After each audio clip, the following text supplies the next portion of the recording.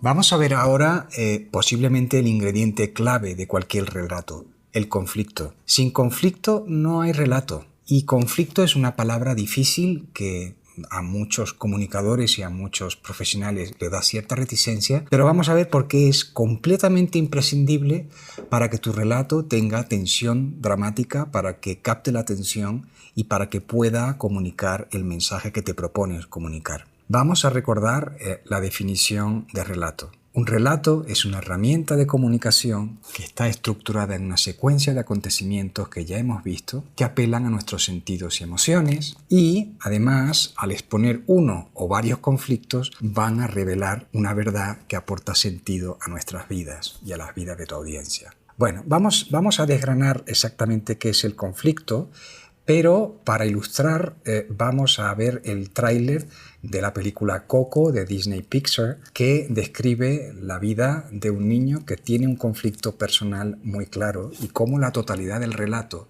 se articula alrededor de ese conflicto personal. Vamos a verlo.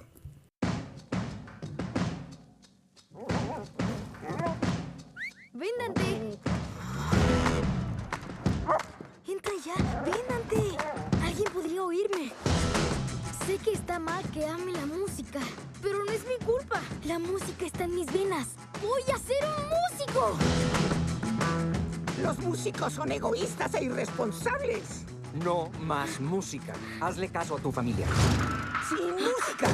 ¡Sin música! Creo que somos la única familia en México que odia la música. El Día de Muertos ha comenzado. Hoy solo importa la familia. Tus ancestros te podrán guiar en lo que buscas. Desearía que alguien me ayude a alcanzar mi sueño.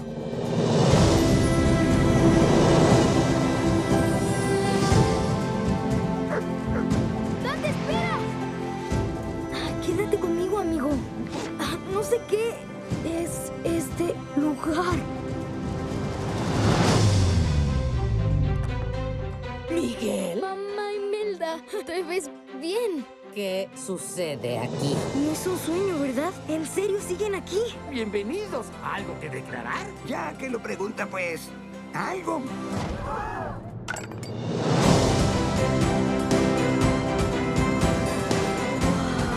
¡Miren que es un niño vivo! ¡Tutero! ¡Me convierto en esqueleto! Tienes que volver antes del amanecer. Yo te puedo ayudar. ¿Este eres tú? Muy guapo, ¿eh? Toda mi vida siempre hubo algo dentro de mí, algo que me hacía diferente. Es inútil negar a que has venido al mundo. Ahora tú debes decidir.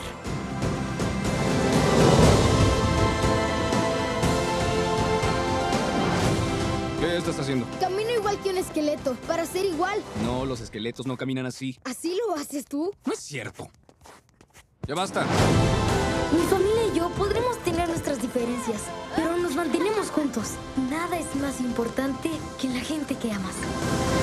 Bueno, vamos a ver cuáles son los aprendizajes que podemos obtener del tráiler de la película Coco. El primero es la secuencia de acontecimientos. No lo tocamos en la lección de secuencia de acontecimientos, pero este tráiler sigue la estructura del viaje del héroe. Otro aprendizaje interesante es el uso de las emociones y las sensaciones. El relato de Coco, la película, nos sumerge en casi todo el elenco de emociones posibles. La añoranza, la melancolía, la tristeza, la frustración, la rabia, la ilusión. Yo le digo siempre que es un relato montaña rusa porque permanentemente nos va llevando y guiando por todo ese elenco de emociones. E igualmente con las sensaciones, es un relato multisensorial. Lo divertido del movimiento y la expresión corporal de las calaveras, los colores de esas flores, las alusiones y toda la imaginería de los árboles de la vida mexicanos. Es un relato envolvente que sumerge los cinco sentidos y que podemos disfrutarlo con los 5 sentidos. Respecto a lo que nos interesa para este bloque, para esta lección, el conflicto, fijaos que tiene distintos tipos de conflicto. El primer conflicto, lo vamos a ver después, es el conflicto interno. Es decir, el personaje Miguel dice, sé que está mal que ame la música, pero a la vez la lleva en la sangre. Y queda muy bien claro que eso es lo que va a motivar la totalidad de su aventura y la totalidad del relato. Segundo tipo de conflicto es un conflicto que vamos a ver que es de relación con los demás, con la gente que rodea al personaje. En el caso de Miguel es su conflicto con la familia, algo que todos los latinos queremos y respetamos y nacemos rodeados de ese vínculo cultural que es la familia. Como la familia le dice, los músicos son egoístas y irresponsables, tú no vas a ser músico, y por tanto tiene que verse entre su vocación de músico y elegir la familia y vivir con esa frustración. Otro tipo de conflicto interesante que hace que se tense todo el relato y haya tensión dramática es el conflicto con el entorno. Añadido a esos dos conflictos que hemos visto, el que él tiene, Miguel, como persona, la música, y su conflicto con la familia, el relato añade un tercero, que es ese viaje al mundo de los muertos, de los familiares, y cómo él tiene un tiempo determinado para hacer todo lo que tiene que hacer y volver al mundo de los vivos. Y conforme va pasando el tiempo empieza a convertirse también en un esqueleto más, en una calavera más, con lo cual está la tensión del tiempo y luchar con un entorno que está en contra de que él cumpla con su misión. Como veis, tres tipos de conflictos que hacen que la totalidad del relato tenga mucho interés y podamos sostener durante mucho tiempo el relato, porque los conflictos de distintos tipos van jugando para interesarnos a todos en ese relato de Miguel. Por último, el sentido vital. ¿Qué es lo que nos comunica este relato? ¿Qué nos quiere decir Miguel y qué nos cuenta Coco? Y básicamente es el descubrimiento de que después de toda su aventura para convertirse en un músico, en realidad lo más importante es estar junto con la gente que amas. Y eso es lo que a él le cierra la totalidad de su aventura musical, y eso es lo que hace que nosotros reflexionemos que en ese dilema y en ese conflicto la opción es poder estar junto con la gente que amas. Bueno, como veis, el conflicto es lo que añade tensión narrativa, es lo que hace que estemos prestando atención todo el tiempo a aquello que ocurre, porque queremos ver su resolución, queremos ver cómo acaba, queremos ver las recompensas o el castigo que ese héroe, que ese personaje va a sufrir por vivir en ese conflicto interno o externo o con el entorno. El conflicto añade esa intensidad dramática e idealmente va subiendo, va increciendo a lo largo de todo el relato. Por poneros un ejemplo o distintos ejemplos que viven del conflicto, hay personajes o hay autores o hay relatos que viven de la provocación. No me estoy refiriendo a ese tipo de conflicto, simplemente queremos ser provocadores por ser provocadores.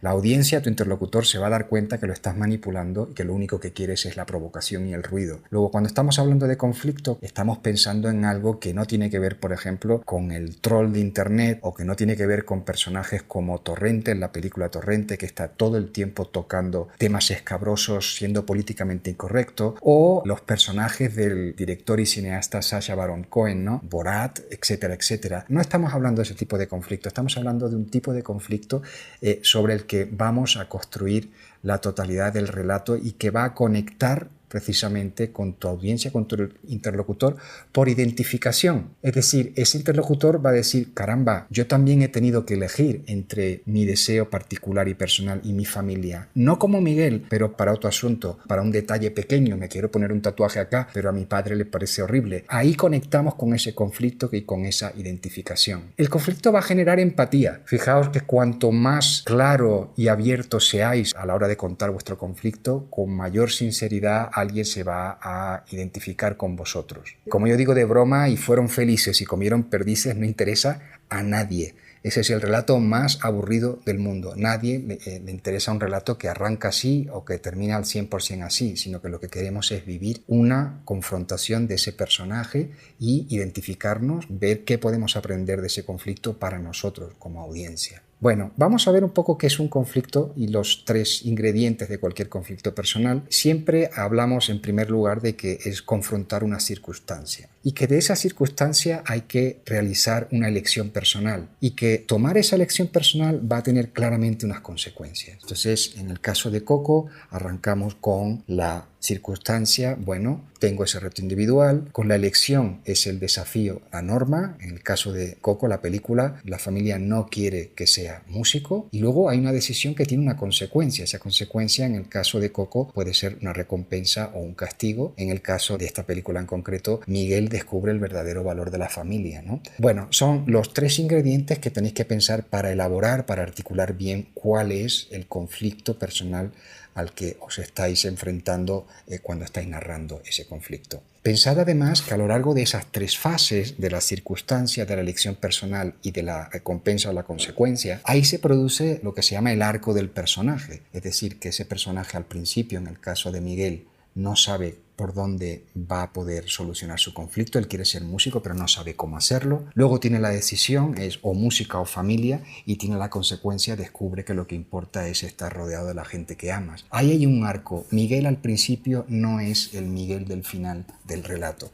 Igual tenéis que pensar que si tenéis un buen conflicto en vuestro relato, ese personaje va a salir transformado y la audiencia, tu interlocutor, va a poder aprender de esa transformación, identificarse con esa evolución y decir: ese personaje ha aprendido esto, yo también lo he aprendido.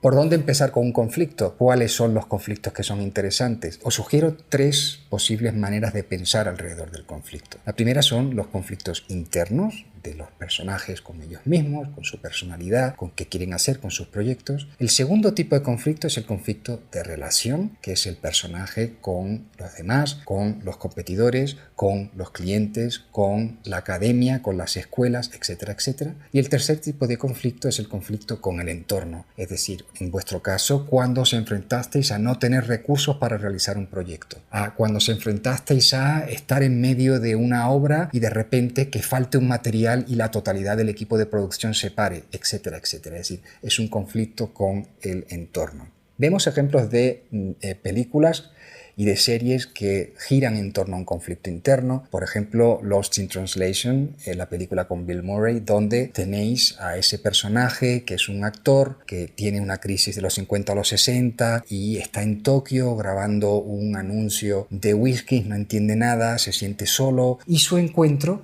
con un conflicto de relación que es, en este caso, Scarlett Johansson, una chica joven con todo por delante y no saber muy bien qué quiere hacer con su vida, y ese momento de reconocimiento, de atracción, pero después de una simple amistad y el darse cuenta que los dos son 2 seres en un mundo extraño que es Tokio, ¿no? Otro ejemplo, Birdman, donde lo que estamos viviendo es la vida de una persona que sabemos que tiene algún tipo de problemas de percepción. No quiero destriparos la película si no la habéis visto. Birdman, importante película para la filmografía no solo de México, sino de todo el mundo, y cómo ese personaje va lidiando con ese problema de percepción de la realidad hasta un final que no revelo. Pero de nuevo, lo que es el lema y el leitmotiv conductor de ese conflicto es cómo ese personaje vive esa distorsión. O el caso de Diarios de motocicleta, cómo el Che arranca en su juventud siendo un niño de familia bien y recorre toda América Latina en motocicleta y empieza a descubrir la pobreza, empieza a descubrir las injusticias de las clases sociales y empieza a generar una conciencia política que luego va a desembocar en convertirse en el Che Guevara. Pero igual, es una película donde lo que realmente motiva el conflicto es: yo voy a seguir al margen de esto siendo un niño bien fresa de no sé qué lugar, o me voy a comprometer y me quiero convertir en un revolucionario. Vamos a ver ejemplos de conflictos de relación, conflictos con los demás. Un ejemplo español, La Casa de Papel, una serie apoyada por Netflix, donde es un atraco a la Casa de Moneda y cómo una serie de personajes toman esa Casa de la Moneda, pero también desarrollan amistades y enemistades, y la totalidad de la serie gira en torno al conflicto de las relaciones entre ellos y también la de sus secuestrados, ¿no? Game of Thrones, Juego de Tronos, otra serie de éxito mundial, donde gran parte del conflicto es conflicto de relación, son las distintas familias, los Starks frente a, y cómo se van desarrollando todos esos conflictos a lo largo de la serie. Y otro ejemplo también muy interesante, House of Cards, ámbito totalmente político, Washington, y cómo es el mundo de la política y las guerras fieras, y cómo la relación de pareja entre el presidente y la mujer del presidente termina siendo lo más interesante, el duelo más interesante en medio de ese mundo de lobos que es la política en Washington, ¿no? Por último, conflictos con el entorno. Acordaos, en el caso de Coco, Coco tiene que volver al mundo de los vivos y para eso tiene que encontrar el retrato. Bueno, pues acá tenemos ejemplos como Chernobyl, un documental muy interesante que levantó muchas ampollas en Rusia también y que lo que trata es cómo dos personas en concreto, dos oficiales, se enfrentan a gestionar una crisis totalmente desconocida hasta la fecha, sin ningún tipo de apoyo, de recursos y con problemas de comunicación y de burocracia. O un caso, videojuegos, Grand Theft Auto, igual, es un juego donde todo se basa en básicamente hacer el mal. Es un aprendizaje de cómo convertirse un delincuente en una gran ciudad y los distintos retos a los que te tienes que enfrentar, pero básicamente es un entorno muy duro y cómo vas superando etapas en ese juego gracias a enfrentarte a ese entorno. O un ejemplo del mundo del cómic, uno de los personajes que más cariño le tengo, el corto maltés de Hugo Pratt, y cómo ese personaje del corto es romántico, es un independiente y cuando llega a cada lugar en esas aventuras se enfrenta a una cultura distinta y una cultura que él no entiende y todas las trapisondas que va viviendo hasta que entiende ligeramente la cultura local, casi siempre se enamora de alguna chica y termina teniéndola que dejar para partir al siguiente puerto, porque esa es la personalidad errante del corto, ¿no? Como veis, sin conflicto no hay relato, sin conflicto no hay identificación, sin conflicto no hay empatía y por tanto cuanto mejor narréis, escenifiquéis y penséis esas decisiones personales o esos conflictos de relación o con el entorno, mayor atención vais a lograr captar de vuestra audiencia, de vuestro público, de vuestro interlocutor. A propósito de conflictos para nutrir un relato, vamos a ver un ejemplo muy interesante de la ilustradora Paula Bonet, donde narra su salto a la fama y el tremendo conflicto interno que eso le supuso.